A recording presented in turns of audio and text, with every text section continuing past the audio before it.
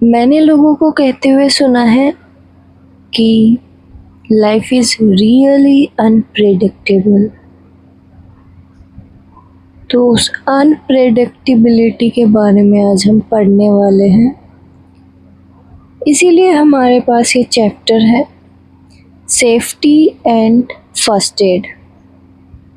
जब अगर हमारे सामने ऐसी सिचुएशन आ जाए, किसी को कुछ चोट लग जाए या घाव हो जाए और फर्स्ट एड की उसको ज़रूरत है, तो हमें पता होना चाहिए ना कि हम कैसे हेल्प कर सकते हैं उनकी। अगर हम सेफ्टी रूल्स के बारे में नहीं जानते तो होगा ही होगा हमसे accident. So we should know the safety rules so that we can prevent these things। और फिर भी अगर एक्सीडेंट हो जाए तो हमें फर्स्ट एड करना आना चाहिए, ताकि एटलीस्ट जो ज़्यादा बुरा हो सकता था किसी पर्सन की लाइफ के साथ, उसको अवॉइड किया जा सके।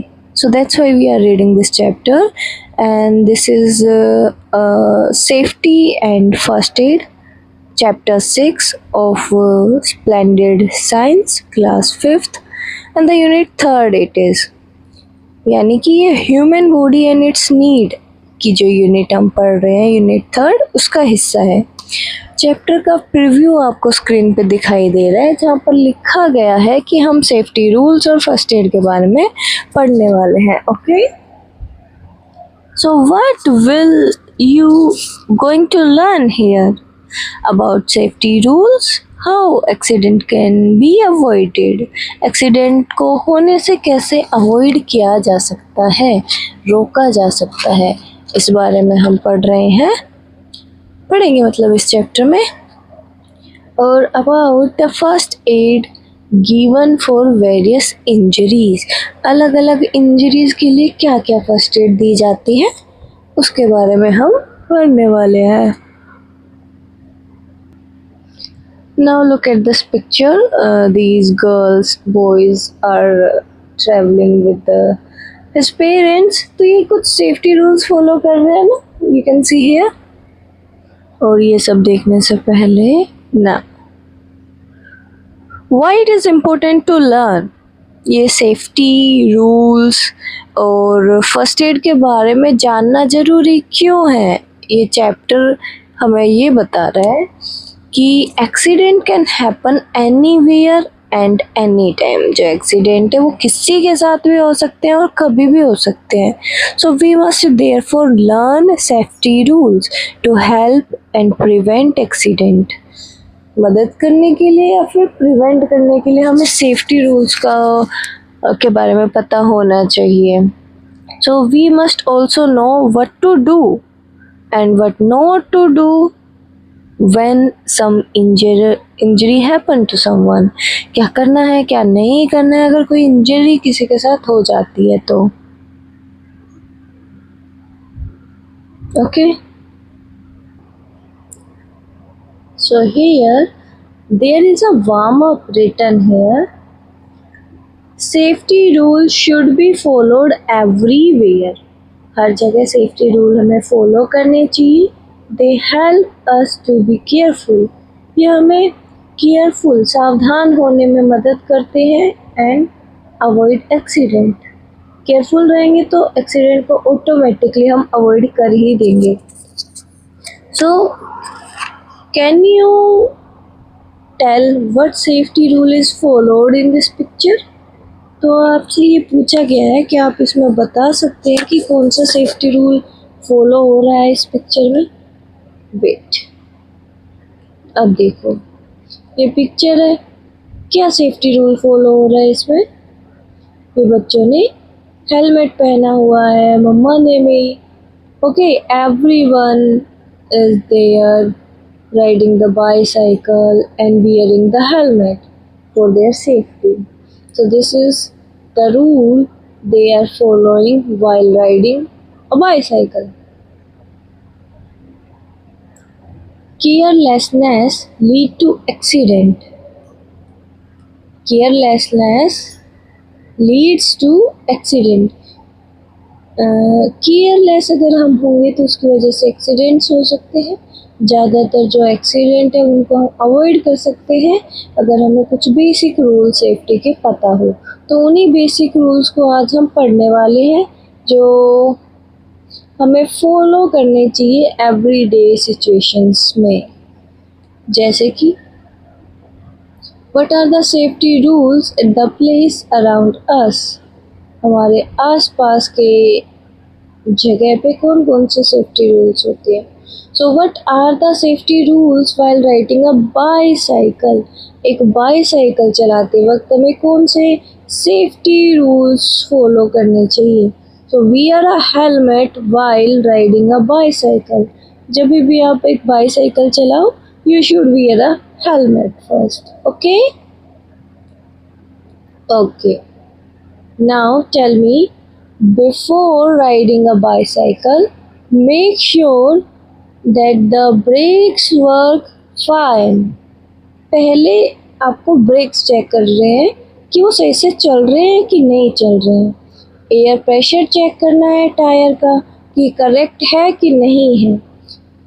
You should check all part of the bicycle that are working fine, कि साइकिल की सभी हिस्से सही से काम कर रहे हैं, then only drive the bicycle. And while driving a bicycle, always wear a safety helmet. Try not to ride through surface covered with heap of sand, loose gravels and puddles of water or oil. देखो, गड्ढे हैं जहाँ पानी भरा हुआ है उधर मत चलाना, ठीक है।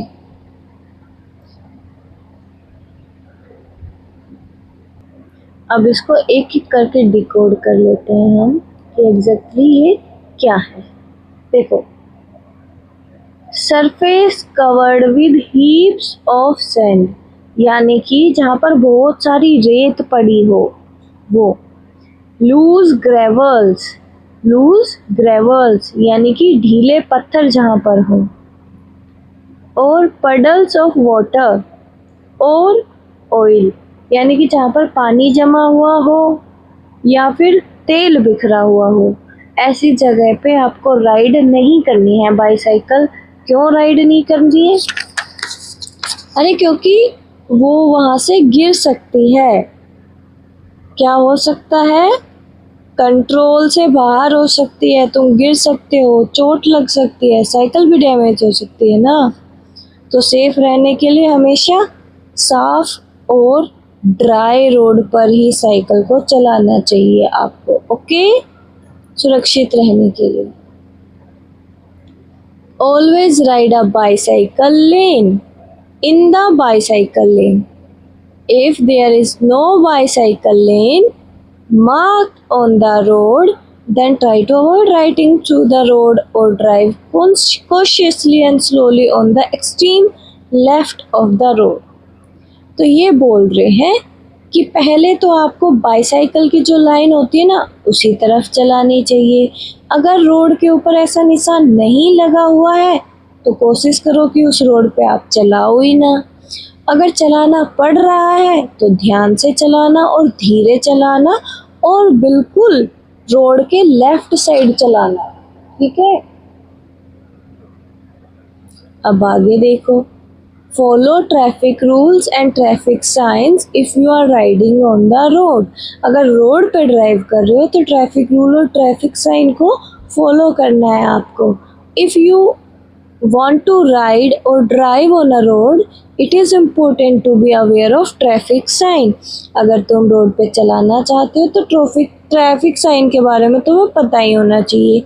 They help you follow traffic rules and be safe. तो आपको ट्रैफिक साइन के बारे में पता होना चाहिए। ट्रैफिक साइन आपका मदद करते हैं ट्रैफिक रूल को फॉलो करने में और सुरक्षित रहने में। लुक इट अप, तो आपको सर्च करना है। क्या सर्च करोगे आप? Find out traffic sign for stop, no parking, school ahead and pedestrian crossing.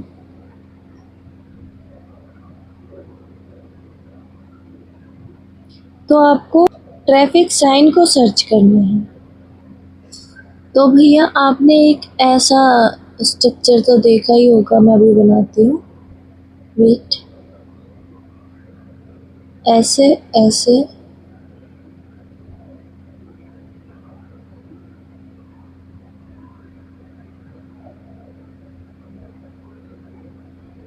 तो ये स्टॉप के लिए होता है ऐसे।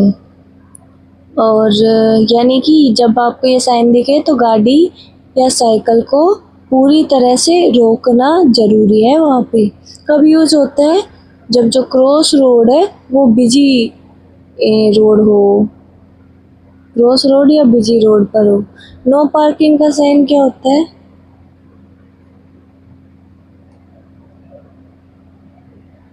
जल्दी बताओ। हाँ बिल्कुल सही बता रहे हो, मैं भी बना के दिखाती हूँ। एक सर्कल होगा, एक स्टैंड होगा और वहाँ पर टी लिखा होगा और उसके ऊपर क्रॉस होगा।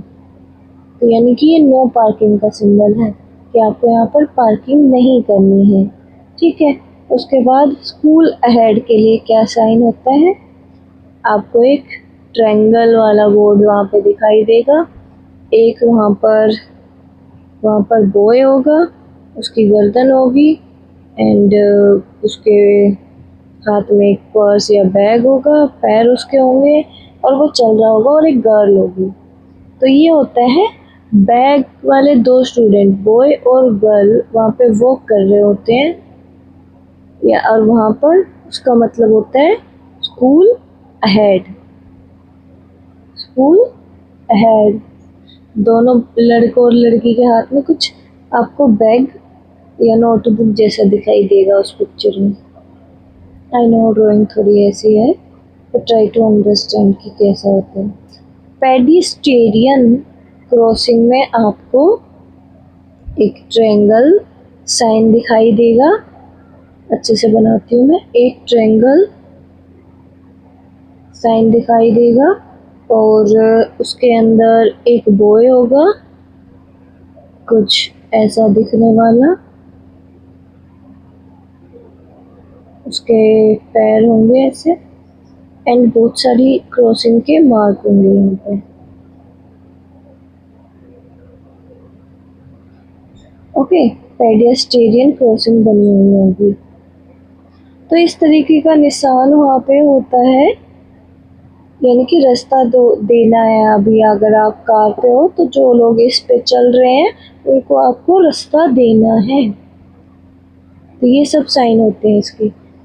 अगला क्वेश्चन हमारे पास है, what are the different type of hand sign a traffic policeman use to make people travel safely on the road. क्या आपको ये साइन दिखाई दे रहे हैं?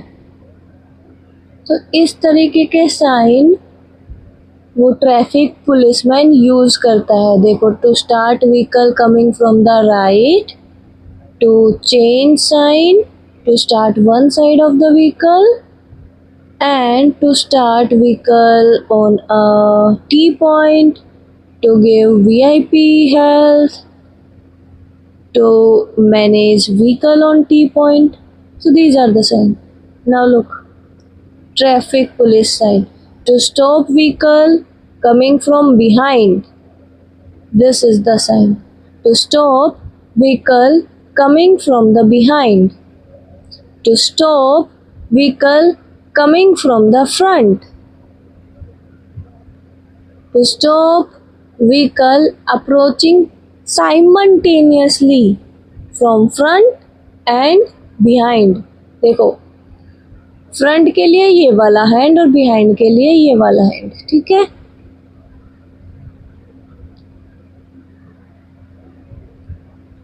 To stop vehicle approaching from left and wanting to turn right.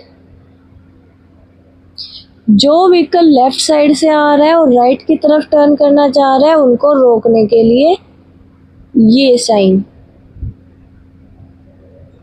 ठीक है, ये बोल दिया कि लेफ्ट से आ रहे हो, राइट पे जाना चाहते हो, रुक जाओ। अब ये देखो, to stop vehicle approaching from the right,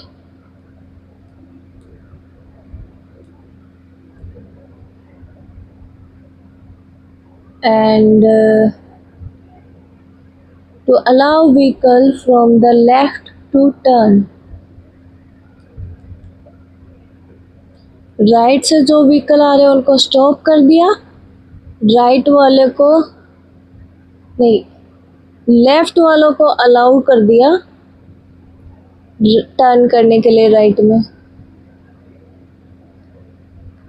to stop vehicle coming from the right and turning the right by stopping traffic approach from the left.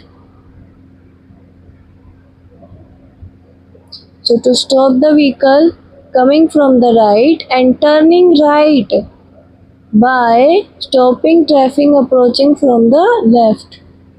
Now look here, warning sign, closing all vehicle. सारे vehicles रुक जाओ ये जब दिखाई दे जाए, ये warning sign है. Okay, सब के सब रुक जाओ.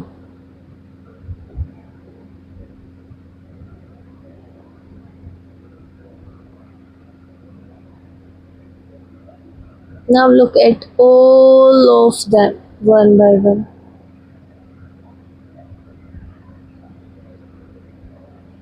ठीक है, समझ गए ना? So here we go with the next. What are the safety rules while riding in a moving vehicle? Safety rules क्या है जब हम एक moving vehicle में चल रहे हैं? So always fasten a seat belt. मम्मा ने भी पापा ने भी दोनों ने सीट बेल्ट लगा रखी है. Good. Do not disturb the driver. Driver को डिस्टर्ब नहीं करना है क्योंकि वो फोकस कर रहा है रोड पे. Never play high volume music while riding in the car क्योंकि ड्राइवर को डिस्टर्ब कर सकता है. Do not put your hand और head out of the window from a moving car. अपना सर या हाथ कार से बाहर नहीं निकालना. When the car is standing on a roadside, जब कार एक रोड के किनारे हो तुम नहीं निकालना.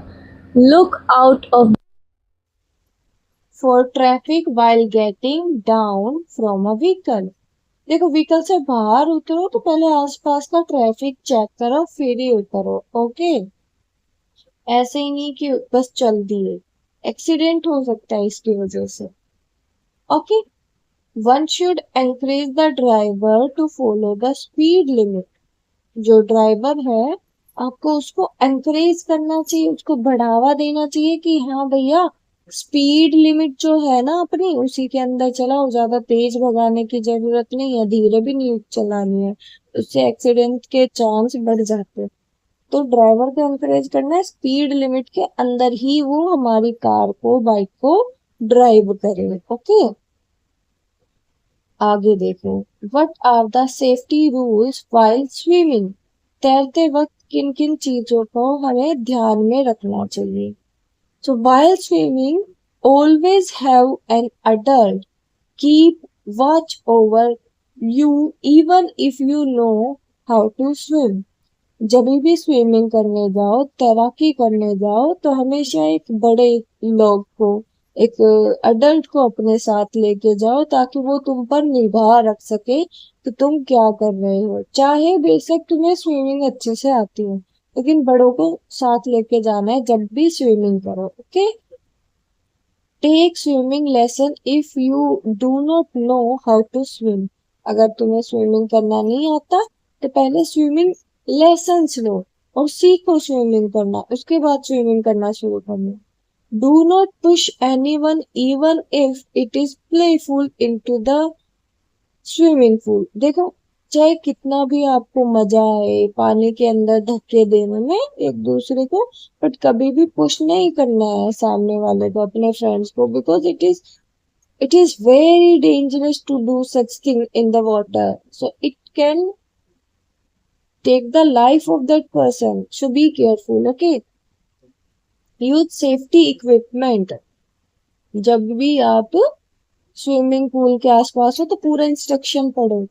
What are the safety rules while dealing with the fire. देखो फायर बड़ी डेंजरस हो सकती है, बहुत ज्यादा डैमेज कर सकती है प्रॉपर्टी को भी और लाइफ को भी. So we should be extremely careful while dealing with the fire. तो यहाँ पर कुछ सेफ्टी रूल्स दिए गए हैं that should be followed to keep safe from the fire. सबसे पहला, so never play with the object such as candles, matches and lighters. Candle, matches और लाइटर्स जैसे ऑब्जेक्ट के साथ आपको नहीं खेलना है. Do not try to light the cooking gas when you are alone at home. घर पे जब आप अकेले हो तो उस टाइम पे गैस स्टोव को चलाने की कृपया कोशिश ना करें. Okay, do not try to light the cooking gas when you are alone at home. Stay at the safe distance from the open fire. अगर खुले में किसी ने आग जलाई हुई है, अंगीठी वगैरह है, तो उससे सेफ डिस्टेंस पे रहना है आपको. Avoid wearing synthetic clothes near kitchen stove और वाइल ब्रस्टिंग क्रैकर्स. पटाखे छुटा रहे हो तभी भी सिंथेटिक कपड़े नहीं पहनने हैं. अगर गैस स्टोव के पास खाना बना रहे हो किचन में तभी भी सिंथेटिक क्लोथ्स नहीं पहनने हैं क्योंकि वो आग पकड़ सकते हैं. Wearing cotton cloth are safer. Cotton के कपड़े पहनना उससे ज़्यादा सेफर, सुरक्षित होता है. Keep substance such as petrol, kerosene away from an open flame as they catch fire easily. देखो, ओपन फ्लेम से आपको कोशिश करनी है कि पेट्रोल, केरोसिन इस तरीके के जो लिक्विड है वो बहुत दूर रहे क्योंकि आसानी से आग पकड़ सकती है. अब हमारे पास है real world connect. Fire useful tool है अगर हम इसको सही से यूज करें तो, केयरफुली अगर यूज करें तो. जैसे कि safety match sticks and gas lighter are essential. ये काम की चीज़ है, डेली यूज की टूल्स होते हैं. वी यूज जहाँ पर हम जिन चीज़ों में हमें फायर को इन्वॉल्व करना है इनका हम वहाँ पे यूज करते हैं. So we must use them carefully. ध्यान से यूज करना चाहिए हमें. अगर फिर भी आग लग जाए तो क्या करना चाहिए? So in case of the fire in a building, near by vehicle और एनी अदर प्लेस. अगर बिल्डिंग में आग लगी हो या साथ में जो आपके व्हीकल है जो आपको आसपास में दिखाई दे रहा है उसमें आग लगी हो तो इमीडिएटली, या किसी और जगह में आग लगी हो तो इमीडिएटली 101 आपको डायल करना है फायर स्टेशन से फायर ब्रिगेड को बुलाने के लिए. So if there is a fire in a close area such as flats.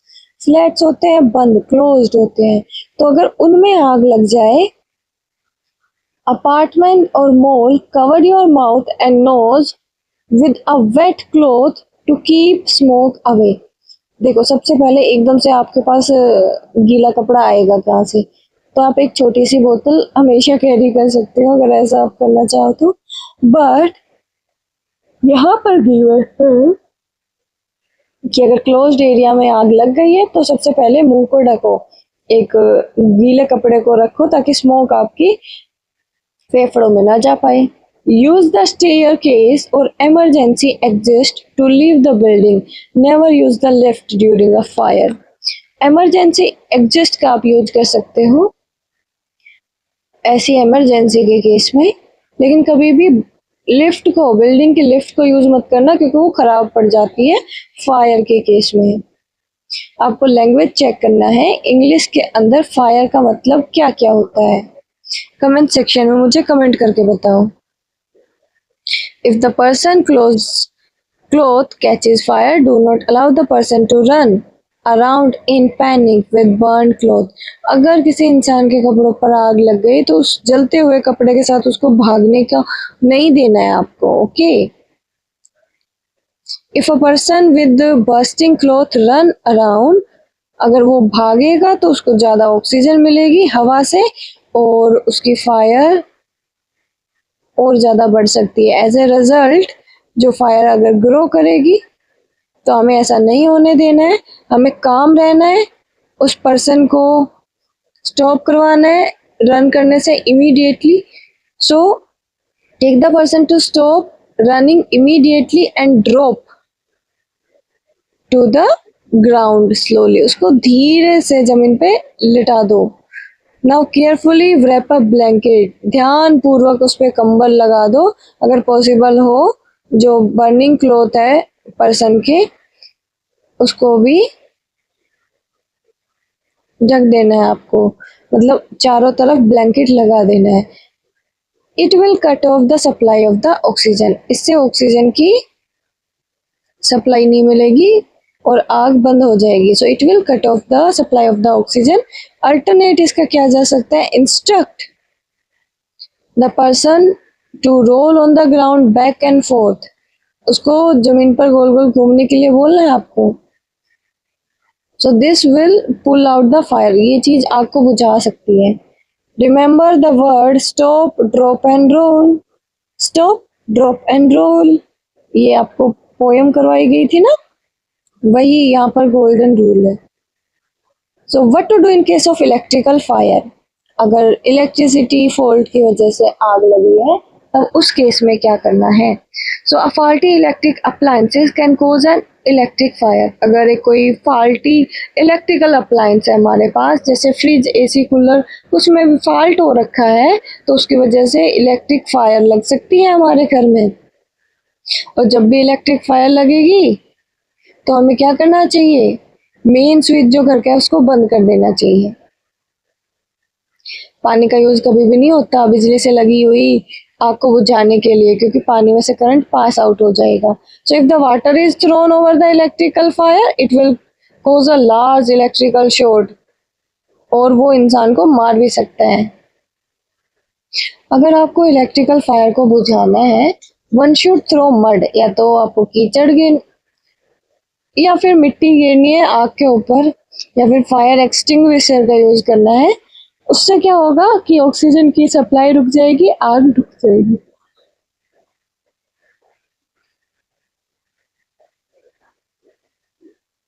How to put out a fire caused by oil की वजह से आग लगे तो कैसे बुझाएं, फायर एक्सटिंग्विशर का यूज करो और सैंड का यूज करो to extinguish a fire caused by the oil such as kerosene, petrol and diesel।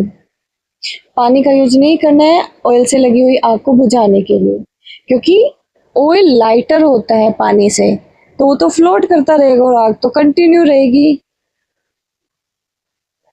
अब रियल वर्ल्ड कनेक्ट में यहाँ पर कुछ लिखा गया है, you will find bucket of sand at petrol pump, look out for them when you visit a petrol pump. जब भी पेट्रोल पंप जाओ तो ये बकेट को देखो, ये इमरजेंसी बकेट है, इसमें क्या होता है, इसमें रेत होता है, they are filled with the sand to put out small fire, छोटी आग को बुझाने के लिए ऐसा होता है।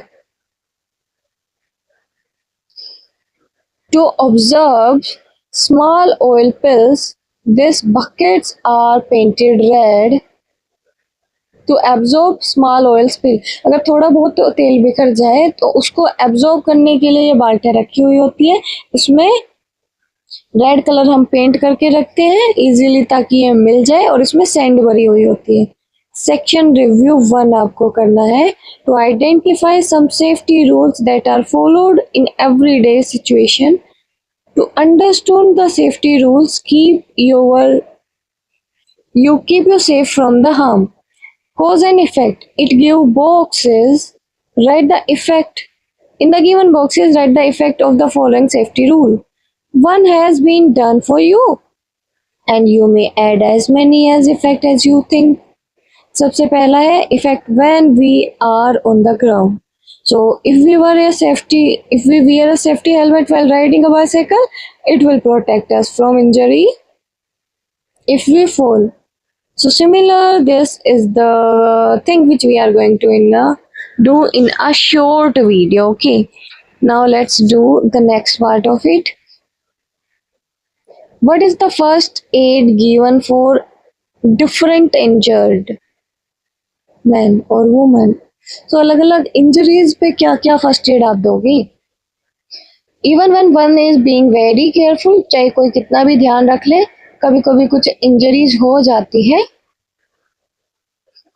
वो चीज़ आपको डरा सकती है, तो इसलिए आपको पहले फर्स्ट एड पता होना चाहिए उन इंजरीज के फर्स्ट एड के बारे में। तो अगर आपको प्रॉपर फर्स्ट एड देना आता होगा ना, तो आप उस इंजरी को वर्स होने से बचा सकते हैं और फिर आप एक जीवन भी बचा सकते हैं, इसलिए हम ये पढ़ रहे हैं। What is first aid of Burns? अगर किसी को जल जाए तो उसका फर्स्ट एड क्या होगा? सो सिंपल बर्न्स अगर है तो उसका मतलब है इमीडिएटली आपको हैंड को उस बर्न एरिया को पुल कर देना है, कोल्ड रनिंग वाटर में डिप कर देना है, एक लाइटर लेयर लगानी है एंटीसेप्टिक की, मोटी नहीं, ओके। उसके बाद है हमारे पास सीवियर बर्न, बहुत ज्यादा जल जाए तो उस केस में क्या करोगे, आपको फफूले हो जाएंगे, ब्लिस्टर्स हो जाएंगे, स्मॉल बबल्स होते हैं स्कल के ऊपर, उनको ब्लिस्टर्स बोलते हैं। If it is a severe burn, one should never touch or prick a blister. उसको फोड़ना नहीं है, उसको टच नहीं करना है, as it will then become an open wound. अगर ऐसा करोगे तो वो खुला घाव बन जाएगा, and the germs around can cause an infection. आसपास के जो जर्म्स है वो एक इन्फेक्शन इसकी वजह से कर पाएंगे। सो सीधे आपको डॉक्टर को दिखाना है ये तो अब हमारा टॉपिक है what is the first add of cut and bruises. Cut का मतलब होता है जो कट लग जाता है, और ब्रूसेस इज चोट। तो कट लग जाए या चोट लग जाए तो फर्स्ट एड कैसे करनी है, देखो उसके बारे में यहाँ पे बात की जा रही है कि अगर जो चोट लग जाए तो उस जगह को सबसे पहले पानी से धोना है, फिर उस पर एंटीसेप्टिक क्रीम लगानी है। एंटीसेप्टिक क्रीम ऐसी दवाई होती है जिससे कीटाणु मर जाते हैं। यदि घाव गहरा हो तो और खून बंद ना हो तो खून बंदने के लिए घाव को दबा के रखना है, घाव के ऊपर साफ पट्टी बांध देनी है, इससे जो खून है उसका बहना रुक जाएगा। कट लगने से टेटनस नाम की बीमारी हो सकती है जो नसों और मांसपेशियों को प्रभावित कर सकती है, इसलिए कट या घाव होने पर किसी भी पर्सन को, किसी भी व्यक्ति को डॉक्टर के पास ले जाना चाहिए और एंटी टेटनस का इंजेक्शन उसको लगवाना चाहिए। So here it is written that wash the affected area with water, wash affected area with water and apply antiseptic cream, और उस पे एंटीसेप्टिक क्रीम लगाओ। Antiseptic cream are the medicine that kill the germ, जो germs को मार देती है। In case of deep wound, गहरे घाव के केस में press the opening to close the wound, उस घाव को बंद करने के लिए जो जो कट लगा है उस जगह को प्रेस करके रखना है, दबा के रखना है। Also tie a clean bandage about the wound, उसके ऊपर एक साफ बैंडेज बांध देनी है। So this will help stop the bleeding. Okay, cut can lead to tetanus. Tetanus एक बीमारी होती है जो नर्व्स को और मसल्स को अफेक्ट कर सकती है, और जो पर्सन है जिसको कट लगा है उसको ये बीमारी हो सकती है, तो इसलिए हमेशा एंटी टेटनस इंजेक्शन कट के बाद लगवाना चाहिए हमें फॉर आवर सेफ्टी। तो बच्चों, कभी साइकिल चलाते हुए या खेलते हुए आप गिर गए हो और घुटने छिल गए है ना, तो उस टाइम पे मम्मी क्या करती है, पानी से पहले उसको साफ करती है, फिर उस पे क्रीम लगाती है, इसी को ही फर्स्ट एड कहते हैं। ठीक है, अब यहाँ पे लिखा हुआ है एंटीसेप्टिक क्रीम। क्या लिखा हुआ है? Antiseptic cream. तो ये एक स्पेशल क्रीम होती है जो छोटे छोटे जर्म्स को मार देती है। एक जो डेडनस बीमारी है ना, डेंजरस बीमारी टेटनस, मेरे दादाजी की मौत इसकी वजह से हो गई थी। सीरियसली, ये इतनी सीरियस है। सो टेटनस एक डेंजरस बीमारी है जो, अगर घाव गंदा है ना, मतलब उस पर कुछ लगा दिया है अपने मिट्टी वगैरह या कोई, तो उसकी वजह से हो सकती है टेटनस बीमारी। अगर देखो कैसे बोले कोई कि मुझे कट लग गया है, तो आप क्या करोगे? अब सबसे पहले उसको वॉश करोगे, फिर उस पर क्रीम लगाओगे और फिर उस पर बैंडेज लगा देना। ठीक है, अब ये लोग बोल रहे हैं कि आपको ऑनलाइन सर्च करना है search online for the answer and discuss in the class. Find out करना है कि इंग्रेडिएंट क्या क्या होते हैं एंटीसेप्टिक क्रीम या लोशन के अंदर।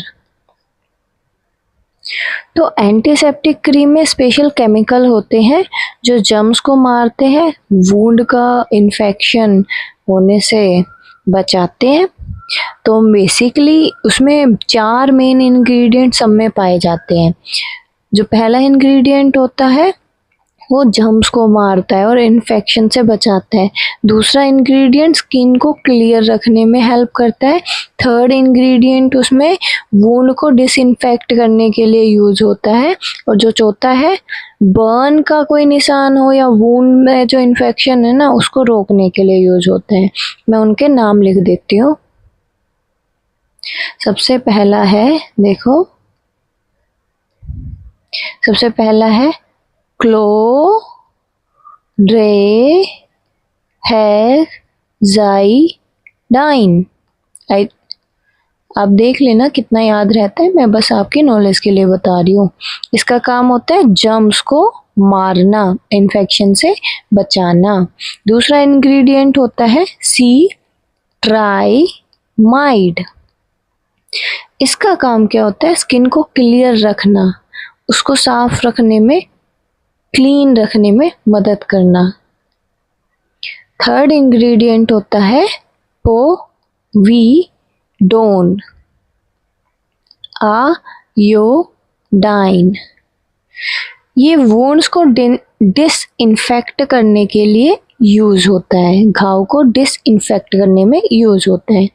और ये जले हुए का निशान, जो जला हुआ है ना उसका जो इन्फेक्शन है उसको बनने से रोकता है।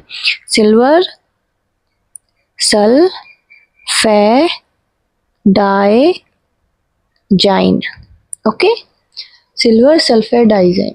ये बर्न का कोई निशान हो या वुंड हो तो उसको इन्फेक्शन को रोकने में मदद करता है। अब हम पढ़ेंगे what is the first aid for sprain and fractures. Apply an ice pack, apply N ice pack. Apply an ice pack on the sprained ankle, knee और wrist. अगर घुटने, टखने या कलाई में मोच आ जाए तो उस पर बर्फ से सिकाई करनी चाहिए। तो बच्चों कभी कभी खेलते हुए पैर मुड़ जाता है ना और स्वेलिंग आ जाती है ना, तो उसको स्प्रेन कहते हैं। क्या कहते हैं उसको? स्प्रेन कहते हैं। उस टाइम आइस पैक लगाते हैं ताकि पेन और स्वेलिंग कम हो जाए। बर्फ लगाते हैं हम ताकि पेन कम हो जाए। If there is swelling and mild pain, हल्का दर्द है और स्वेलिंग है। If there is swelling and mild pain, tie a crepe bandage firmly around that joint. So अगर सूजन और हल्का दर्द है, अगर सूजन और हल्का दर्द है तो उस हिस्से पर क्रीप बैंडेज बांधते हैं। ये एक स्पेशल सॉफ्ट बैंडेज होती है जो इंजर्ड पार्ट को सपोर्ट करती है। ठीक है, सो यू कैन सी, जब जैसे मम्मी पैर पर इलास्टिक वाली एक पट्टी सी बांधती है ना, वो क्रीप बैंडेज होती है जब उनको कभी पैर में दर्द होता है तो। उसके बाद है if there is extreme pain, अगर बहुत ही ज्यादा पेन है and the person is unable to move the injured body part, then the injured person might have suffered a fracture. अगर बहुत ज़्यादा दर्द हो, शरीर का हिस्सा हिल न पा रहा हो तो हड्डी टूट सकती है। इसका मतलब हुआ है कि उसकी हड्डी टूट गई है। उसे हम क्या कहते हैं? उसको हम फ्रैक्चर कहते हैं। अ ब्रेक और crack in a bone is called fracture. हड्डी टूटे या दरार आ जाए या फ्रैक्चर, उसको क्या बोलेंगे फिर हम? फ्रैक्चर हो गया है। तो बच्चों, मान लो आप रनिंग कर रहे हो और अचानक पैर मुड़ गया, पैर में स्वेलिंग आ गई है और दर्द होने लग रहा है, तो इसको क्या बोलेंगे हम? इसको बोलेंगे स्प्रेन। ओके, उसको स्प्रेन कहते हैं। स्प्रेन में हम क्या करते हैं? आइस पैक लगाते हैं और क्रीप बैंडेज बांधते हैं। लेकिन अगर बहुत ज़्यादा दर्द हो रहा है और बॉडी पार्ट मूव ही नहीं हो पा रहा है तो बोन टूट भी सकती है। तो बोन टूटने को फ्रैक्चर कहते हैं। ठीक है, तो अब बताओ मुझे कमेंट करके स्प्रेन वर्सेस फ्रैक्चर। तो स्प्रेन में क्या इंजरी आती है? मसल्स या जॉइंट इंजरी होती है स्प्रेन में। स्वेलिंग हो जाती है, माइल्ड पेन होता है, तो आइस पैक और बैंडेज से ठीक हो जाएगा। लेकिन फ्रैक्चर में बोन ही क्रैक हो जाती है, ब्रेक हो जाती है, एक्सट्रीम पेन होता है उसमें, और वो जो बॉडी पार्ट है वो आप मूव भी नहीं कर सकते।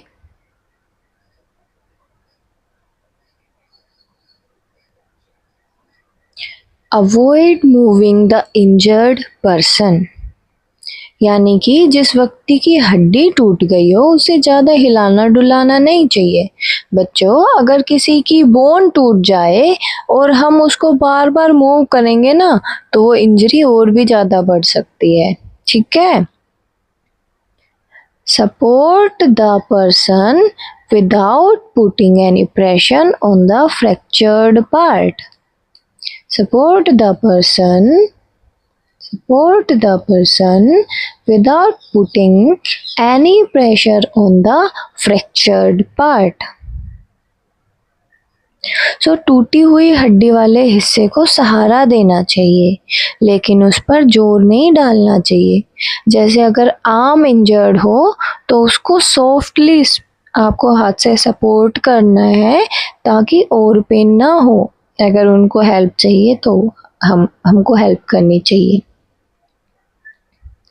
Put a few flat and straight object under the fractured part. Tie them with a string or a long piece of cloth. Okay. तो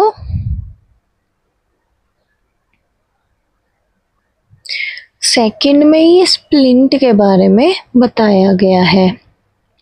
सो एक फ्लैट और स्ट्रेट ऑब्जेक्ट जो फ्रैक्चर के नीचे हम रखते हैं और क्लॉथ से बांधते हैं उसे हम स्प्लिंट कहते हैं। स्प्लिंट एक सपोर्ट होता है जो ब्रोकन बोन को मूव होने से रोकता है, जैसे कि स्केल, जैसे कि cardboard, roller, rolled newspaper, wooden stick. So it will provide support and prevent movement of the fractured bone. तो ये ब्रोकन बोन को सपोर्ट देगा और उसकी हिलने से उसको रोकेगा। Okay, A sling is a flexible strap। अभी तो स्प्लिंट था, अब स्लिंग के बारे में बात कर रहे हैं। A sling is a flexible strap looped around the fracture.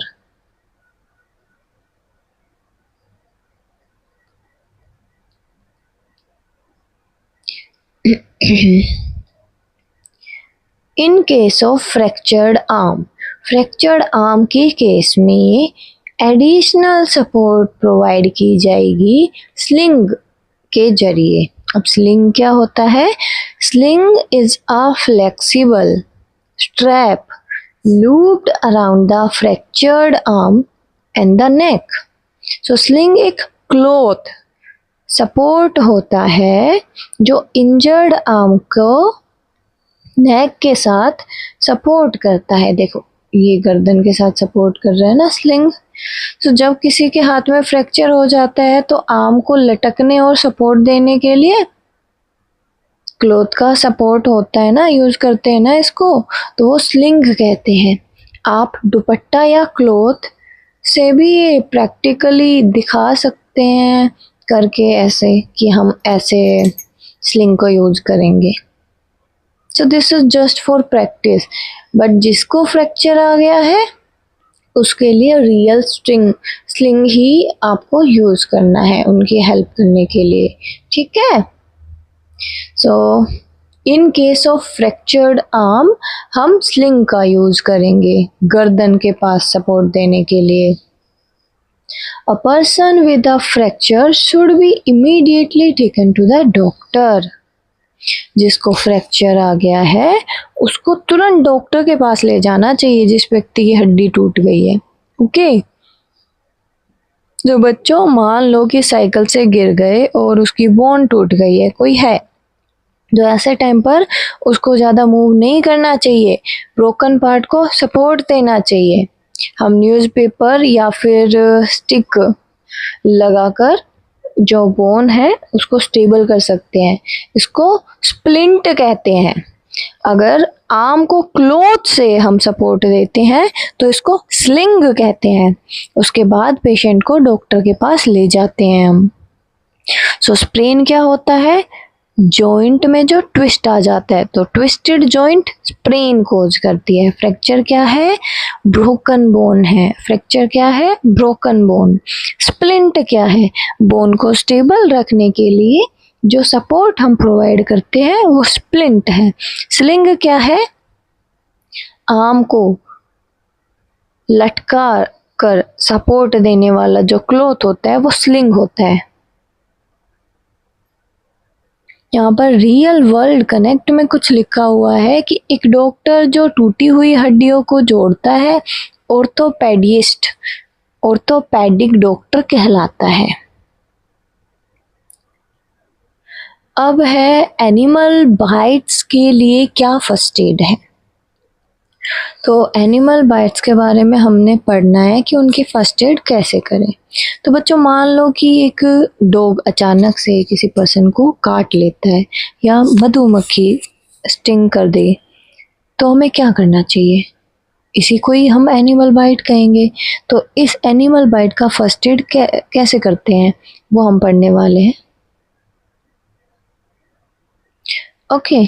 So we sometimes get injured, we sometimes get stung by insect or bitten by animal. Bitten नहीं, it is bitten by animals. So कभी कभी हमें कीड़े काट लेते हैं या जानवर काट लेते हैं, जैसे mosquito bite, bee sting, dog bite या कैट ने स्क्रैच कर दिया। तो ये चीज़ देखो, इसी के बारे में पढ़ रहे हैं। Animal bite can be dangerous, जानवरों के काटने से बीमारी हो सकती है, इसलिए यहाँ पे लिखा गया है कि जो एनिमल की बाइट है वो डेंजरस हो सकती है।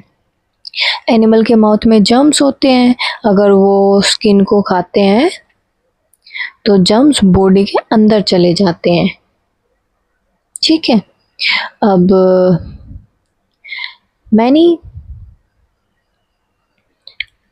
many carries germs of a deadly disease called rabies. So यहाँ पे जो डेंजरस हो सकता है क्योंकि सलाइवा के अंदर कई जानवरों के जैसे कि डॉग, कैट, मंकी, उनके सलाइवा में, उनके राल में, उसके थूक में जर्म्स होते हैं जो एक डेडली बीमारी कोज करते हैं जिसको हम रेबीज कहते हैं। रेबीज एक डेंजरस डिजीज है जो डॉग, कैट या मंकी के बाइट से हो सकती है।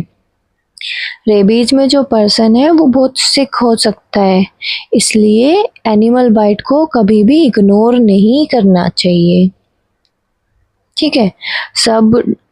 सब डॉग्स डेंजरस नहीं होते, लेकिन अगर कोई अननोन डॉग बाइट करे तो डॉक्टर के पास जरूर जाना चाहिए, ठीक है। सो फर्स्ट एड कैसे करें, एनिमल बाइट करे तो wash the wound with water and soap.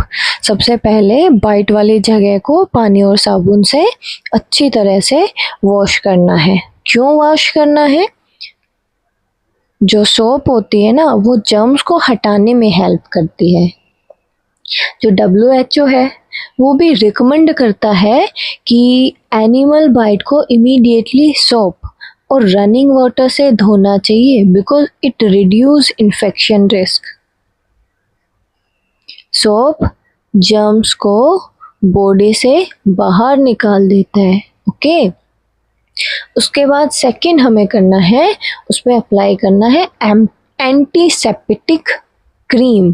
उसके बाद एंटीसेप्टिक क्रीम लगाते हैं ताकि जर्म्स मर जाएं। डॉग बाइट के केस में डॉक्टर के पास जाओ।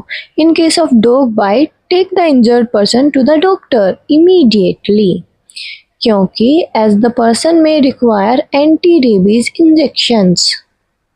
तो अगर डॉग बाइट करे तो जल्दी से पास वाले डॉक्टर के पास पहुंच जाओ। जल्दी से डॉक्टर के पास उस इंजर्ड पर्सन को ले जाना बहुत ज़रूरी होता है, क्योंकि पर्सन को एंटी रेबीज इंजेक्शन की ज़रूरत हो सकती है।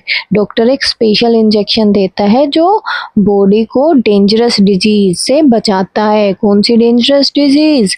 रेबीज। अब उसके बाद यहाँ पे बताया गया है बी स्टिंग के बारे में।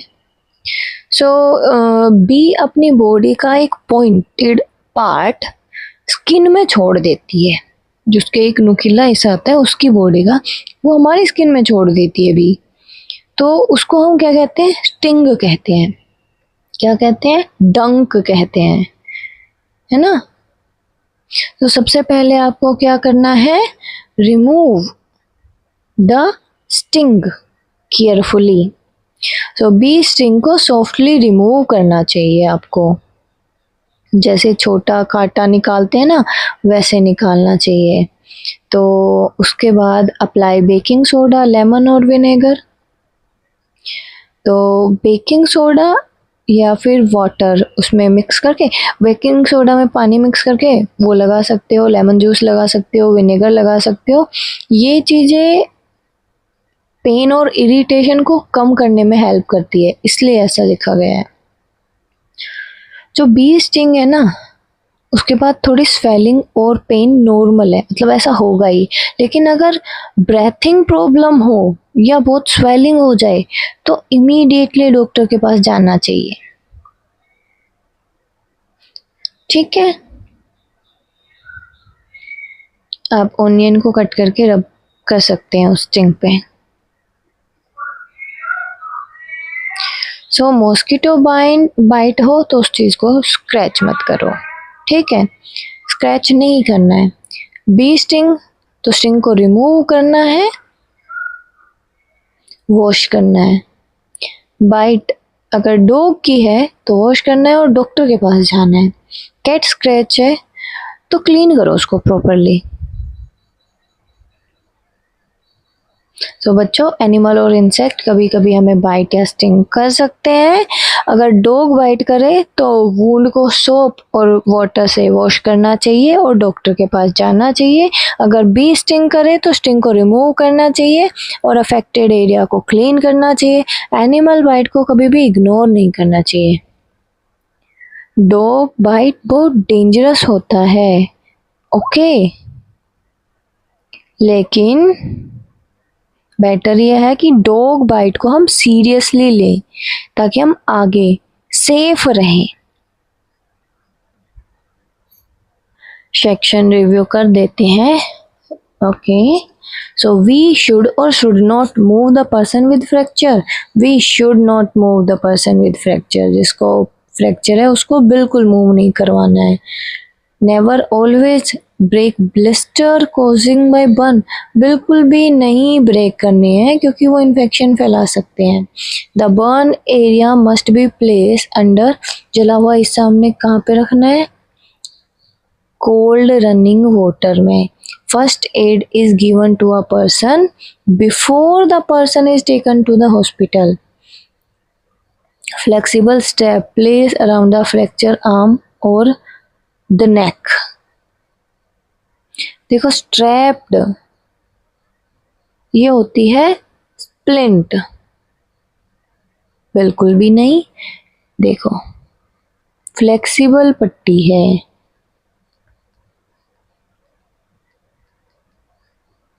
फ्रैक्चर्ड आर्म और नेक के बीच में वो होती है स्लिंग।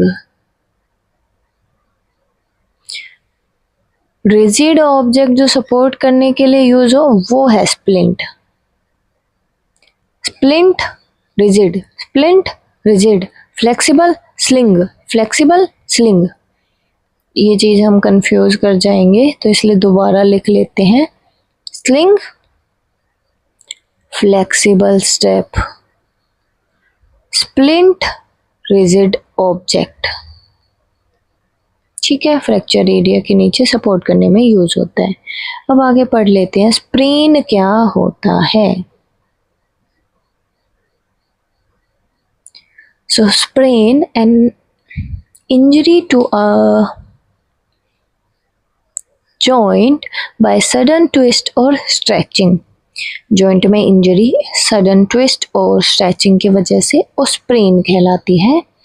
एंटीसेप्टिक क्या है? एक लोशन और क्रीम है जो कि क्लीन, वुंड को क्लीन करने में, उसको जर्म्स फ्री बनाने में यूज होती है। स्लिंग क्या है? एक वाइड पीस ऑफ क्लॉथ है that is tied around the neck to support the injured arm.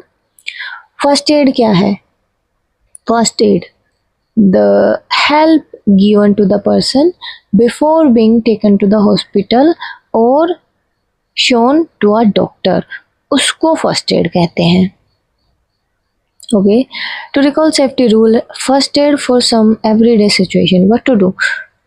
You are a newspaper reporter for a leading newspaper and you have been asked to write an article about 10-year-old girl who acted as a everyday lifesaver and save her little brother. The newspaper report must include detail of emergency situation and the step the girl took to save the person's life. क्या अच्छा article है। तो इसको पता है आप कैसे लिखोगे? इसको लिखोगे brave girl save her brother, Jaipur. फिर आप ट्यूसडे लिखोगे a 10-year-old girl name Riya acted as everyday life savior and saved her little brother from danger. While playing in the park, her brother fell down, got a deep cut on his knee. Blood started coming out and he began crying loudly. Ria did not panic. First, she washed the wound with the clean water, then she applied antiseptic cream and tied a clean bandage on the cut to stop the bleeding. After giving first aid, she quickly called her parents and took her brother to the doctor. The doctor said that Ria's quick thinking and first aid helped prevent infection and made her brother feel safe. So people in the neighborhood praised Ria for being calm, smart and helpful in an emergency situation. यानी कि 10 साल की रिया ने अपने छोटे भाई की जान बचाने में मदद करी। उसने अपने, जो उसका भाई था, पार्क में खेलते समय गिर गया था, उसके घुटने में गहरा चोट लग गया था। रिया घबराई नहीं, उसने घाव को पानी से साफ किया, एंटीसेप्टिक क्रीम लगाई, पट्टी बांधी, फिर वह उसे डॉक्टर के पास ले गई। डॉक्टर के पास ले गए अपने पेरेंट्स की मदद से। डॉक्टर ने कहा कि रिया ने सही समय पर फर्स्ट एड देकर बहुत समझदारी दिखाई है क्योंकि इससे इन्फेक्शन फैलने से बच गया है।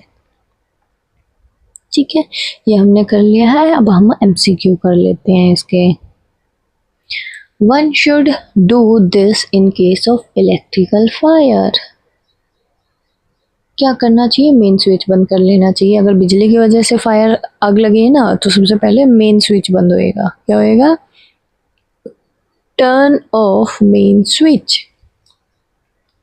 सबसे पहले मेन स्विच बंद करेंगे। This is use to put out a fire caused by petrol. Petrol की वजह से तो हम उसके ऊपर सैंड घेरेंगे। Cloth sling can be use to prevent movement of the affected area in this case, fracture के केस में। A paste of baking soda with water is used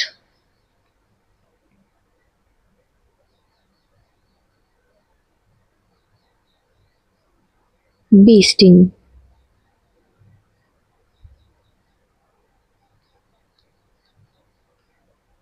true and false आपको करने हैं। It is safe to get into the swimming pool without knowing how to swim. ये बिल्कुल safe है swimming pool में उतर जाना, तुम्हें स्विमिंग ना आए तब भी? बिल्कुल गलत बात। This is false, very bad. Never use water to put out an electric fire. बिजली की वजह से लगी आग को बुझाने के लिए पानी का यूज कभी मत करना। बिल्कुल सही बात, true. We should wear cloth, cotton cloth while working in the kitchen. True, synthetic नहीं पहनने चाहिए, कॉटन पहनने चाहिए, सबसे सेफ होते हैं। If a person cloth catch fire the person must run around in panic. देखो अगर किसी के कपड़ों को आग लग जाए तो उसको पैनिक में इधर उधर नहीं दौड़ना चाहिए। उससे क्या होगा कि और ऑक्सीजन मिलेगी और वो और ज़्यादा आग बढ़ सकती है। तो इट इज़ फॉल्स, पैनिक में नहीं दौड़ना चाहिए। We should prick a burn blister so that it can heal faster। prick का मतलब क्या? जैसे कांटा चुभता है ना, तो अगर सुई उंगली में चुभे तो हम उसको कहेंगे a needle can prick your finger। तो क्या हमें ऐसे फोड़ देना चाहिए ताकि वो अच्छे से ठीक हो जाए? बिल्कुल भी नहीं। तो इस पे आप लिखोगे फॉल्स फॉल्स फॉल्स। ओके, सो हमें जलने पर जो छाले ब्लिस्टर बने हैं ना उनको फोड़ना नहीं चाहिए ताकि वो जल्दी ठीक हो जाए। ऐसा नहीं करना चाहिए। जो ब्लिस्टर है ना वो स्किन की एक नेचुरल सेफ्टी कवर होता है, उसकी तरह काम करता है। अगर हम उसे फोड़ देंगे तो जम्स अंदर जा सकते हैं और इन्फेक्शन हो सकता है। तो ब्लिस्टर को छेड़ना नहीं है वरना वुंड बढ़ सकता है। आगे देखो यहाँ पर मैच। फ्रैक्चर क्या होता है? ब्रोकन बोन होती है। फ्रैक्चर क्या होता है? फ्रैक्चर होता है ब्रोकन बोन। स्प्रेन्ड एंकल पे हम आइस पैक लगाएंगे। रेबीज क्या होते हैं? डॉग की बाइट की वजह से बीमारी होती है। स्लिंग क्या होती है? नेक के पास से सपोर्ट करने वाला एक कपड़ा होता है। एंटीसेप्टिक क्या है? जर्म्स को किल करने में मदद करती है। टेटनस क्या है? टेटनस एक बीमारी है जो कट और वुंड की वजह से हो सकती है। While riding a bicycle, always wear a helmet। Bicycle चलाते वक्त हमेशा safety helmet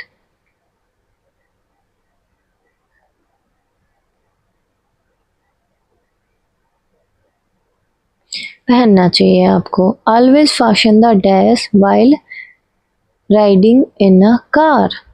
seat belt.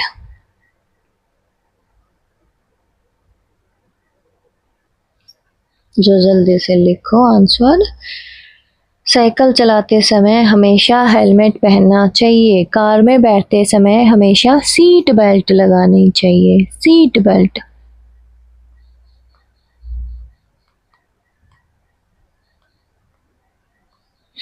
Okay, avoid wearing desk cloth while cooking food. Loose cloth और synthetic clothes. Okay okay, cut और wound can lead to tetanus.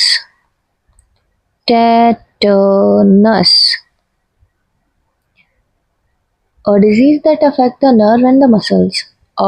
rigid support placed near a fracture area उसको splint बोलते हैं। क्या बोलते हैं हम उसको? स्प्लिंट। क्या बोलते हैं हम उसको? स्प्लिंट बोलते हैं। Now question number 5th, observe and answer. Identify the picture given below, write their names and any one safety rule for using them। सबसे पहला है fire extinguisher. Extinguisher, fire extinguisher. Safety rule क्या है? It is used as a fire extinguisher to put out small fire. छोटे मोटे आग को बुझाने के लिए हम इसका यूज करते हैं. Use of fire extinguisher. Next, a helmet. Helmet. We use helmet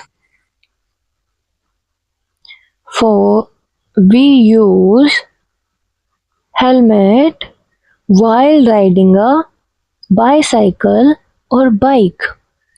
Wear a helmet while riding a bicycle or bike.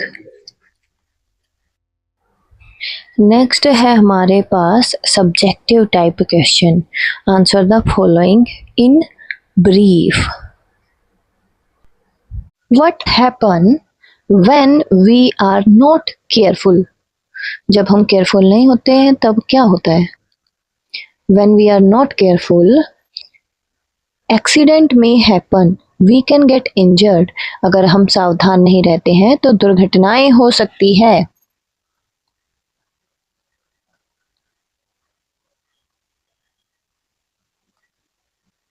Accident may happen and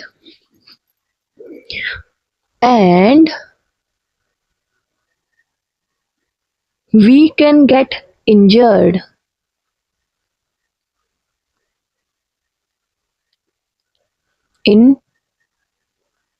Injured. Okay. Why must we follow traffic rules? अगर हम सावधान नहीं रहते तो दुर्घटनाएं हो सकती हैं. हमें ट्रैफिक रूल्स क्यों फॉलो करने चाहिए? We must follow traffic rules to stay safe and prevent accident. We must follow traffic rules to stay safe and prevent accidents. So we must follow traffic rules to stay safe and prevent accidents. हमें सुरक्षित रहने और दुर्घटना से बचने के लिए traffic rules का पालन करना चाहिए. What is the first aid for a cut or wound? What is the first aid for cut and wound? Wash the wound with a clean water, apply antiseptic cream and tie a clean bandage.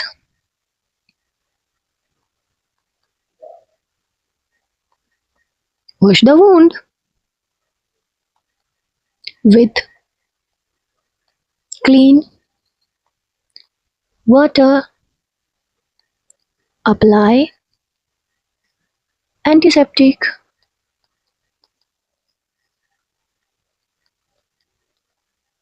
cream and tie a clean bandage.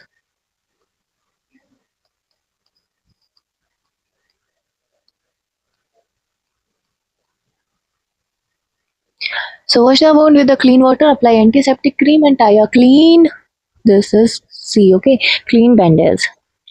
घाव को साफ पानी से धोना है, antiseptic cream लगानी चाहिए और साफ पट्टी उस पे बांधनी चाहिए. What is the first aid for a sprained ankle? First aid क्या होता है sprained ankle के लिए? Apply an ice pack and tie a crepe bandage around the ankle. Apply an ice pack and tie a crepe bandage around the ankle. तो जहाँ पर मोच आ जाए टखने पर हमें बर्फ की सिकाई करनी चाहिए और क्रीप बैंडेज वहां पर बांधनी चाहिए. अब है हमारे पास answer the following in details. List any 3 safety rule one must follow. 3 safety rules that one must follow is first. देखो फर्स्ट है वेट. एक बार सारे क्वेश्चन पढ़ लेते हैं, फिर हम उसको दूसरे पेज पर जाकर फिर इनके क्वेश्चन एंड आंसर करेंगे. So list any 3 safety rule one must follow while riding a bicycle, when at the swimming pool. Okay. Why is the water not used to put out an electric fire? Explain briefly what one should do if a person clothes catch fire. Write any 2 first aid for fracture.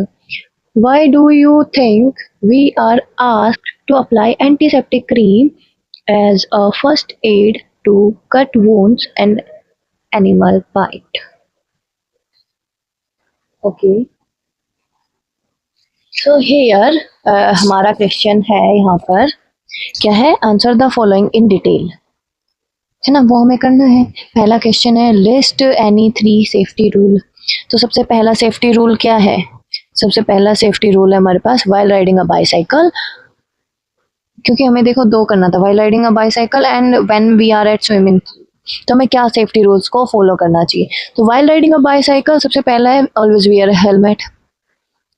Always wear a helmet, this is the first one. While riding a bicycle हमेशा helmet आपको पहनना है. Follow the traffic rules. Do not ride too fast, बहुत तेजी से नहीं चलानी. When we are at swimming pool, तब हमें क्या नहीं करना, do not run near the pool, pool के आसपास हमें भागना नहीं है. नेवर स्विम अलोन, अकेले ही नहीं, क्योंकि हम बच्चे हैं तो हमें अकेले नहीं स्विम करना है, किसी बड़े को साथ में लेके जाना है. फॉलो द इंस्ट्रक्टर्स रूल, जो इंस्ट्रक्टर हमें बता रहे हैं उन रूल्स को हमें मानना चाहिए. Okay. Why is water not use to put out an electrical fire. क्योंकि जो वाटर होता है वो इलेक्ट्रिसिटी को कंडक्ट करता है, उसका सुचालक होता है, यानी कि इलेक्ट्रिसिटी उसमें से चलकर जा सकती है. So it can cause electric short and make the fire more dangerous. So इससे क्या होगा कि इससे करंट लग सकता है और आग ज़्यादा खतरनाक हो सकती है, इसलिए हमें ऐसा नहीं करना चाहिए, पानी का यूज नहीं करना चाहिए इलेक्ट्रिक फायर को बुझाने के लिए. Explain briefly what one should do if a person cloth catches fire. एक इंसान को क्या करना चाहिए अगर उसके कपड़ों में आग लग जाए. A person should not run और ड्रॉप, वो एक तो सबसे पहले भागना नहीं है, उसको ड्रॉप करना है on the ground. The person should not run, drop on the ground and role on the floor. Floor पे रोल करना है. Stop, drop and roll. Okay. If a person cloth catches fire, the person should stop running, drop on the ground and roll on the floor. So a blanket can also be used to cover that person. Okay. ताकि oxygen supply रुक जाए और वो जो person है उसकी आग भी कपड़ों की बुझ जाए. Right any 2 first aid for a fracture. तो फर्स्ट एड लिखनी है फ्रैक्चर के लिए. सबसे पहली है do not move the injured person too much. Second है use a splint or sling to support fractured part. Split या sling का यूज करना है fractured part को support करने के लिए. Why do you think we are asked to apply antiseptic cream as a first aid to cut wounds and animal bite? क्योंकि जो एंटीसेप्टिक क्रीम होती है ना, kills germs and help to prevent infection. Okay. क्योंकि जो antiseptic cream है वो कीटाणुओं को मारती है और इन्फेक्शन से बचाती है, इसलिए हमें ऐसा कहा जाता है कि हमें एंटीसेप्टिक का यूज करना है. तो यहाँ पर हमारा ई पार्ट कंप्लीट हो गया कि हमें एंटीसेप्टिक क्रीम क्यों लगानी चाहिए. उसके बाद हमारे पास पजल ओवर के question. Why is an anti tetanus injection given when a person has a cut और वुंड. क्योंकि टेटनस से बचने के लिए एंटी टेटनस इंजेक्शन दिया जाता है. क्यों? An anti tetanus injection is given to protect the person from the tetanus infection, क्योंकि हमारे मसल्स को अफेक्ट कर सकते हैं जो टेटनस के बैक्टीरियाज हैं, तो इसलिए दिया जाता है ताकि ऐसा ना हो. How does a fire extinguisher work to put out fire. A fire extinguisher cut off the supply of oxygen needed for the fire. आग लगाने के लिए ऑक्सीजन चाहिए होती है और फायर एक्सटिंग्विशर में ज़्यादातर तो उसमें होती है कार्बन डाइऑक्साइड, थोड़ी सी उसमें कोई आर्गन वगैरह इस तरीके की गैस भी होती है. तो भाई फायर एक्सटिंग्विशर आग जलाने के लिए जो ऑक्सीजन है ना वो जरूरी है, उसी की सप्लाई को रोक देता है. Next, skill craft. Make a group of 5 and choose a first aid topic. Discuss among each other and create one page flyer about it, giving all messages, do's and don'ts. Paste related picture and display in the classroom. अगर आप comment करेंगे तो हम ये project work बनाएंगे जरूर. Okay अगर आपको ये प्रोजेक्ट वर्क चाहिए तो प्लीज कमेंट करना इस वीडियो के नीचे. Discuss and answer. Being careless on the road can lead to serious accident. Hold a classroom discussion on this. देखो अगर सड़क पर लापरवाही करते हो तो कोई भी बड़ी दुर्घटना हो सकती है. केयरलेस बिहेवियर जिनकी वजह से एक्सीडेंट होता है वो क्या होते हैं? वो केयरलेस बिहेवियर होते हैं अगर आप ट्रैफिक रूल्स को फॉलो नहीं कर रहे हो, अगर आप रोड को केयरलेसली क्रॉस कर रहे हो, आप मोबाइल फ़ोन का यूज़ कर रहे हो वाइल वॉकिंग और ड्राइविंग, या फिर आप ड्राइव टू फास्ट कर रहे हो यानी कि बहुत ही ज़्यादा fast driving. If you are driving too fast, not wearing a helmet or seat belt, or playing on the road, these are the careless behavior which causes the accidents. Okay, effect क्या होते हैं road accident के? People get injured, their bone may break, vehicle may get injured, damaged, vehicle may get damaged, sometimes life can be lost there. So safety rules जो in accident को prevent करते हैं वो हमें फॉलो करने चाहिए, जैसे कि you should walk on the footpath, you should not cross from anywhere, only cross at the zebra crossing, wear a helmet while riding a bicycle or a bike, wear a seat belt in a car, obey traffic light and sign. तो आप prevent कर सकते हो. तो बच्चों road पर careless होना dangerous हो सकता है. अगर हम ट्रैफिक रूल को फॉलो नहीं करते हैं तो एक्सीडेंट हो सकता है, इसलिए हमें हेलमेट पहनना चाहिए, सीट बेल्ट लगानी चाहिए और रोड केयरफुली क्रॉस करना चाहिए. यानी कि जो रोड सेफ्टी रूल्स है help us stay safe and prevent accidents. Okay, connect to life initiative and self direction. तो देखो यहाँ पे है prepare a list of thing that should be kept in the first aid box. जो आपको first aid box में रखनी है उन चीज़ों के नाम, उनकी लिस्ट बनानी है. टेक सजेशन फ्रॉम, आप मेरी मदद ले सकते हो, डॉक्टर की मदद ले सकती हो, या इंश्योर करने के लिए कि सारे आइटम आपके फर्स्ट एड बॉक्स में हो. Things to be keep in the first aid box. Number 1 cotton, number 2 bandage, number 3 crepe bandage, number 4 antiseptic cream, number 5 antiseptic lotion, 6 adhesive bandage band aid, gauze pads, scissors, thermometer, safety pin, disposable gloves, tweezers, burn cream, pain relief spray, ORS packets, soap or hand sanitizer there should be. So how to ensure all item are there? उसको check करते रहो और जो expiry date के होते रहे उनको remove करके नए ऐड करते जाओ. So check the first aid box regularly. Number 1, replace used item immediately. Number 2, keep the box clean and dry. Number 3, throw away expired medicines. 4, make a checklist of all items. Okay. तो रुई होनी चाहिए आपके first aid box में, पट्टियाँ, antiseptic cream, कैंची, thermometer, दस्ताने और, क्योंकि एक्सीडेंट तो कभी भी हो सकता है, किसी के साथ भी हो सकता है, किसी भी टाइम भी हो सकता है, तो इसलिए हमें ऑलवेज प्रिपेयर रहना चाहिए.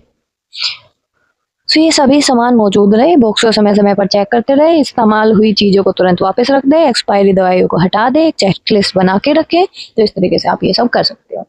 सेल्फ चेक यहाँ पे दिया गया है. I can write about few safety rules to be followed at some everyday place such as on road और एट स्विमिंग पूल और एट होम. अभी ये रूल्स के बारे में आपको पता है? बिल्कुल पता है. Understand how dangerous a fire can be. अब पता है आपको कि फायर कितनी खतरनाक हो सकती है. 2 सेफ्टी रूल फायर से बचने के लिए आप लिख सकते हो, इतना तो काफी है. Right at least 1 way in which we can provide first aid for burn. एक तरीका आप बता सकते हो जले हुए पे, कट पे, घाव पे, या स्प्रेन्ड फ्रैक्चर को, एनिमल बाइट को, उस पर आपको कैसे काम करना है वो आप बता सकते हैं. बिल्कुल बता सकते हैं भाई, है ना. चलो, तो इसके साथ यहाँ पर तो स्टडी गाइड दिया गया है. ओके, यूनिट 3 के बाद, हर यूनिट के बाद स्टडी गाइड होता है. तो अभी तक health, disease, skeleton system, muscles, the nervous system and respiratory system, safety and first add, ये चारों ही चैप्टर हम कर चुके हैं. आप प्लेलिस्ट में जाके स्प्लेंडिड साइंस प्लेलिस्ट ऑन निधि विद्या सरोवर। आप चेक कर सकते हैं, आपको ये सभी चैप्टर वहां पर मिल जाएंगे। पढ़ना जरूर। अगर आप 1-on-1 सेशन लेना चाहते हैं तो आप कमेंट सेक्शन में भी बता सकते हैं, या फिर हमें डीएम कर सकते हैं इंस्टाग्राम चैनल पे। हमारे इंस्टाग्राम चैनल का नाम है निधि भाटोटिया।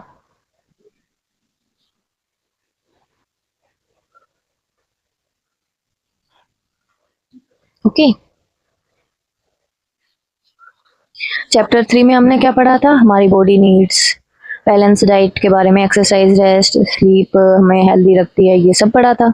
2 तरीके की diseases, communicable, non communicable diseases होती है, वो पढ़ा था। कम्युनिकेबल डिजीजेस कोज्ड होती है माइक्रो ऑर्गेनिज्म या जम्स की वजह से, उसकी वजह से होती है और फैलती है, या फिर एयर या फिर डायरेक्ट कांटेक्ट की वजह से। फूड और वाटर, इंसेक्ट भी कम्युनिकेबल डिजीजेस को फैला सकते हैं। ठीक है, उसके बाद था कि नॉन कम्युनिकेबल डिजीजेस हमारी लाइफस्टाइल की वजह से होती है और न्यूट्रिएंट की कमी की वजह से होती है। चैप्टर 4 में क्या था? स्केलेटल सिस्टम था वो, और कि स्केलेटल सिस्टम एक फ्रेमवर्क होता है बोन का, हमारी बॉडी का, और उसमें 206 बोन्स होती है अडल्ट की बॉडी के अंदर। बोन प्रोटेक्ट वाइटल ऑर्गन, हमारे बड़े बड़े खास ऑर्गन जो होते हैं उनको बोन प्रोटेक्ट करती है और उनको स्ट्रक्चर देती है, सपोर्ट देती है, स्ट्रेंथ देती है हमारी बॉडी की। रिब केज हमारे हार्ट को, लंग को, स्कल को, ब्रेन को प्रोटेक्ट, जो स्कल है वो ब्रेन को प्रोटेक्ट करती है, रिब केज हार्ट और लंग को प्रोटेक्ट करते हैं। जॉइंट्स 2 तरीके के होते हैं, इमूवेबल और मूवेबल। मेनली 4 तरीके के मूवेबल जॉइंट हैं, पाइवेट, बॉल सॉकेट, हिंज और ग्लाइडिंग। मसल्स 2 टाइप की होती हैं, वोलेंट्री, इनवोलेंट्री, ये हमने पढ़ा है, काफी अच्छा वीडियो मैंने बनाया है, जाके देखना। 5th चैप्टर है ब्रेन, नर्वस सिस्टम और रेस्पिरेटरी सिस्टम के बारे में। Brain, the spinal cord and the nerve make up the nervous system, इन तीनों चीजों के से मिलकर नर्वस सिस्टम बनता है। ब्रेन एक कंट्रोल सेंटर होता है बॉडी का, इसके 3 मेन पार्ट होते हैं, सेरेब्रम, सेरेबेलम और ब्रेन स्टेम। सेंस ऑर्गन हमें सेंस करने में मदद करता है हमारी सराउंडिंग को, जो हमारे नाक होता है उसके थ्रू विंड पाइप में, और वहां से पेयर ऑफ लंग होता है। इन तीनों की मदद से रेस्पिरेटरी सिस्टम वर्क करता है। चैप्टर 6 जो आज की हमारी वीडियो है वो चैप्टर 6 है। ज़्यादातर जो एक्सीडेंट है उनको अवॉइड किया जा सकता है अगर हम कुछ सेफ्टी रूल्स का ध्यान में रखें। हम हेलमेट पहने, बाइसाइकिल चलाते वक्त सीट बेल्ट लगाए, कार को राइड करते वक्त। Fire can cause heavy damage to property and life, ये हमने इस चैप्टर में पढ़ा है। Never use water to put out fire caused by electricity और ऑयल, तेल की वजह से या बिजली की वजह से जो आग लगी, कभी पानी का यूज नहीं करना है उसमें। कुछ एनिमल डेडली डिजीज कोज कर सकते हैं अगर वो बाइट करेंगे तो। अभी ये आप डेवलपिंग साइंटिफिक वोकेबुलरी है। Complete the sentence with the correct vocabulary word. Disease that are not passed from one person to another person, वो नॉन कम्युनिकेबल डिजीज होती है। The framework of the bone in our body is called skeleton. Okay, joints that allow movement are called movable joints. Nerves that carry messages to the brain are called sensory nerves. The dash is control center of our body. Brain is the control center of our body. A break or crack in a bone is fracture. One should never touch or prick a blister caused due to burn. Cut can lead to tetanus, a disease that affect nerves and muscle, जो हमारी नसों को और muscle को affect कर सकता है। Scurvy is cause due to the deficiency of vitamin C, इसमें मसूड़ों से खून आता है। Which of the following is a good, gum से ब्लीडिंग होती है यानी कि। Which of the following is good habit to stay healthy, बहुत ज्यादा सोना बिल्कुल अच्छी बात नहीं है, कम खाना बिल्कुल अच्छी बात नहीं है, ज्यादा खाना भी अच्छी बात नहीं, प्रॉपर रेस्ट लेना एक अच्छी हैबिट है। दीज मसल्स आर वोलेंट्री, जो हमारी मर्जी से चलेगी। मसल्स ऑफ लेग वोलेंट्री होती है। Bones are made up of calcium. Which of the following is the largest part, largest होता है ब्रम, cerebrum. Which of the following is not a sense organ, brain कोई सेंस ऑर्गन नहीं है, nose, tongue और skin sense organ है। One should take this vaccine in case of cut and wound. Anti-tetanus. और wound के case में लिया जाता है। One should learn to read these to drive on a road. Traffic sign को पढ़ना समझना चाहिए अगर आप सड़क पे चला रहे हो।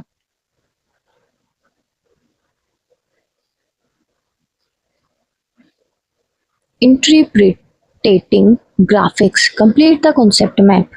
Types of disease. Communicable, non-communicable. Communicable, non-communicable. सबसे पहले लिखेंगे नॉन कम्युनिकेबल। नॉन कम्युनिकेबल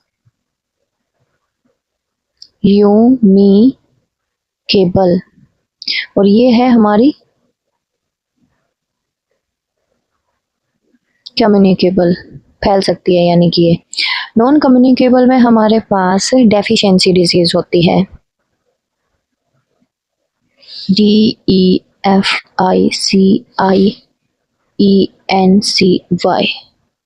और लाइफस्टाइल डिजीज होती है, हमारे रहन सहन की वजह से होने वाली बीमारी।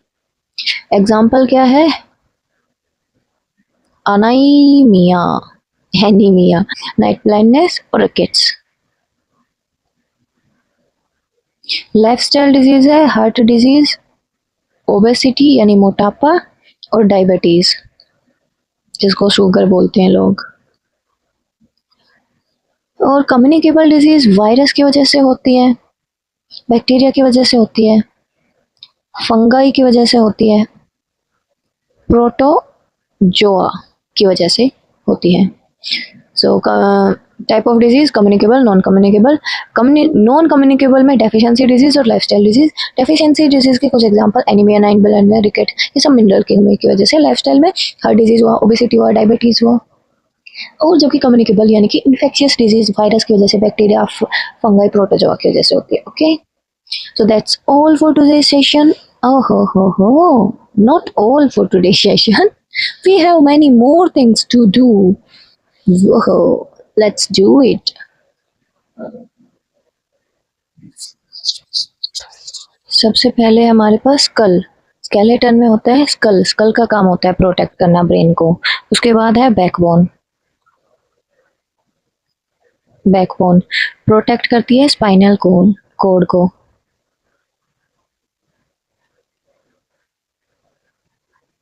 ओके, फिर उसके बाद है rib cage. Rib cage heart और लंग को प्रोटेक्ट करती है।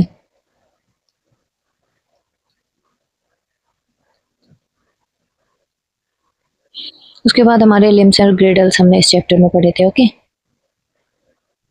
डन। तो इस कॉन्सेप्ट मैप को इस तरीके से फिल करेंगे। नर्वस सिस्टम के 3 हिस्से, ब्रेन, स्पाइनल कोड और nerves.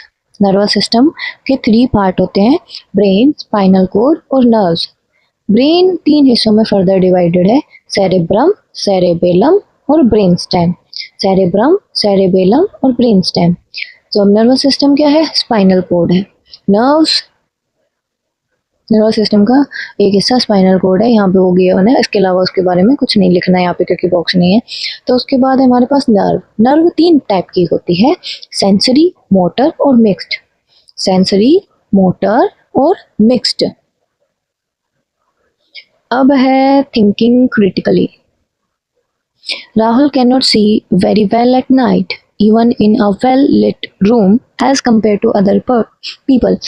What could be the reason behind this problem? What measures do you think Rahul should take in order to overcome or lessen this problem? तो इसका reason हो सकता है कि भाई राहुल को नाइट ब्लाइंडनेस हो, विटामिन ए की कमी हो उसके शरीर में, हो सकता है ना। तो उसको ऐसे खाना खाना चाहिए जिसमें विटामिन ए हो। ओके, इस तरीके से प्रॉब्लम लेस हो सकती है। टेंडन्स क्या होते हैं? टेंडन्स वो होते हैं जो कनेक्ट करते हैं मसल्स को बोन के साथ और ये बॉडी के मूवमेंट में मदद करते हैं। How do bones and muscles help in movement? So bones give support to the body and muscles pull the bone to help us move, walk and run. Give any one function of each. Skull protect the brain. Backbone protect the spinal cord. Rib cage protect the heart and lung. Limbs help in movement. Cartilage give flexibility to our body part. Do you think a person can walk without the help of muscles? Why? No, a person cannot walk without muscles because muscles help the bone to move. How do sense organ help us to sense the world around us? The sense organ help us to see, hear and smell or taste or feel the thing around us. You are cycling on a road when you see a person suddenly crossing the road in front of you. Explain how your nervous system work to help you react in this situation. उसको बोलते हैं when we see a person suddenly crossing the road, our eyes send a message to the brain and the brain quickly send the instruction to our hand and leg to apply brake to stop the cycle. So this quick response is controlled by nervous system. कभी कभी इससे भी अगर life और death की situation हो तो reflex action भी काम कर जाता है. Name the part of brain, यानी कि कुछ भी डेंजर अगर हमारी बॉडी को फील हुआ तो कभी कभी रिफ्लेक्स एक्शन भी कर देगा, जैसे कि गर्म चीज़ों के हाथ लगा दिया, कुछ आके गिरने वाला है तो रिफ्लेक्स एक्शन, वो भी तो नर्वस सिस्टम का पार्ट है. Name the part of brain. Largest कौन सा होता है? ब्रेन का कौन सा हिस्सा लार्जेस्ट है? Cerebrum. The part of the brain that control breathing, brain stem control करता है. The part of brain that control how person balance while walking in a tightrope, तो बैलेंसिंग का काम सेरेबेलम का होता है. Draw a simple diagram of respiratory system and mark arrow to show how air and travel in the respiratory system. So this is your homework which you need to do. ठीक है, this is your homework. एक और homework दिया था मैंने इस video में, याद रखना, वो सेक्शन रिव्यू करने के लिए दिया था, आई थिंक फर्स्ट सेफ्टी वाले चैप्टर का, safety rules. So I think this chapter is over now. Yes it is. अगला चैप्टर हम ये करने वाले हैं जो कि यूनिट 4 मटेरियल एंड मैटर का पार्ट होने वाला है. So thank you for watching this video. And मैंने कैसे वीडियो बनाई है कमेंट करके जरूर बताना. आपको कितना हेल्पफुल हो रहा है ऐसे पढ़ने से, नहीं हो रहा है तो वो भी बताना. क्या इम्प्रूव किया जा सकता है? अगर आप रिव्यू देंगे तभी उस पर वर्क किया जा सकता है, वरना मुझे कैसे पता चलेगा? मुझे तो लगेगा ना मैं अच्छे ही पढ़ा रही होंगी.